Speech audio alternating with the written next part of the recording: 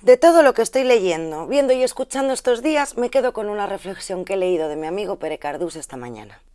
En su análisis de hoy viene a explicar que el problema de fondo que se plantea con esta falsa polémica creada respecto al señor Quim Torra es, simple y llanamente, el hecho de que un intelectual haya llegado a tomar la responsabilidad de ser presidente. Esto significa que se trata de una persona que muy probablemente nunca pensó en su vida que hoy se vería donde está. Y que por eso, haciendo uso de su pluma, de sus teclas y sobre todo de sus ideas, expresó libremente aquello que consideraba, aquello que quería criticar o aquello sobre lo que quería que los lectores reflexionaran.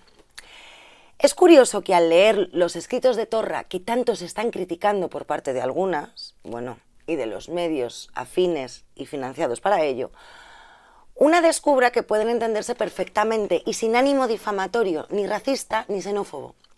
Más bien, responden a situaciones descritas de manera concreta y en especial haciendo alusión a personas que desprecian a los demás. Eso es lo que critica el señor Torra en sus letras, quizás a veces demasiado afiladas.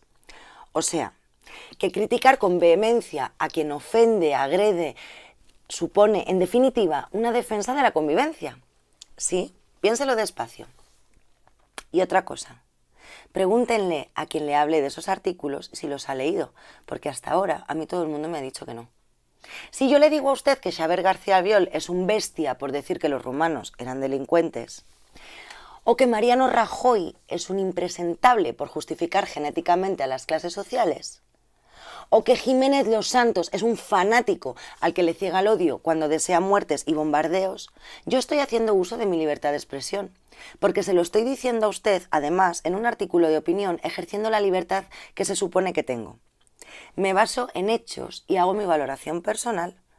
Ahora bien, en el momento en el que una persona asume una responsabilidad de representación pública, su libertad de expresión se ha de circunscribir al interés general que debe representar. Por lo tanto, no es lo mismo hacer una afirmación ocupando un cargo público y demostrando así un deseo que va a desarrollarse a través de unas políticas concretas, como por ejemplo el rechazo por parte de ciudadanos hacia la sanidad universal, a las expresiones que un literato o analista pueda realizar en un momento concreto de su vida.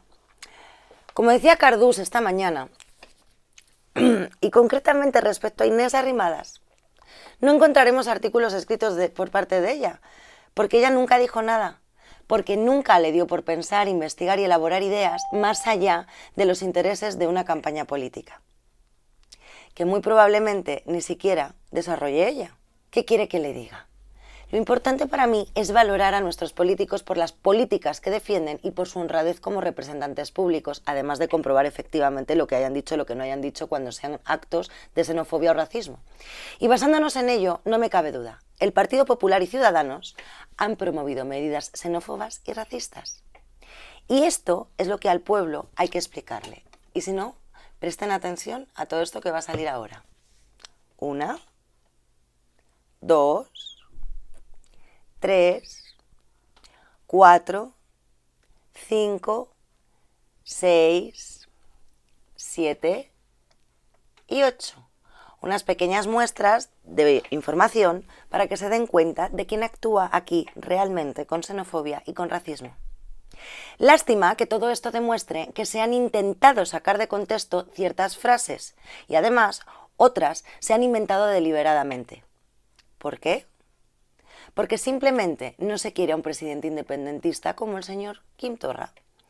Pero como lección, aprendan los que se han comportado de esta manera tan antidemocrática, que si hubieran dejado que fuera investido el que debía serlo, o sea, el señor Puigdemont, no se habrían tenido que demostrar y quedar en evidencia de una manera tan reiterada. Sí, miren, 1. La evidencia de que los xenófobos y fascistas son ustedes los que articulan una campaña de desprestigio contra quien no lo es. 2. La evidencia de que no han sido capaces ni siquiera de articular una euroorden de manera apropiada.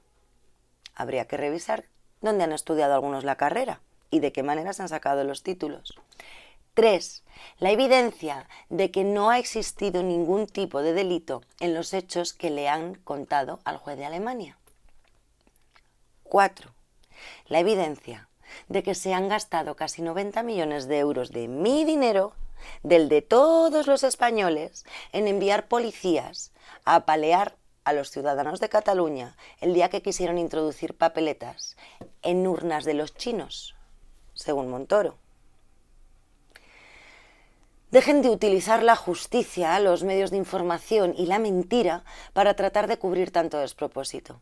Háganlo por el bien de España, de esa patria que ustedes tanto dicen querer y que les está quedando hecha una auténtica pena.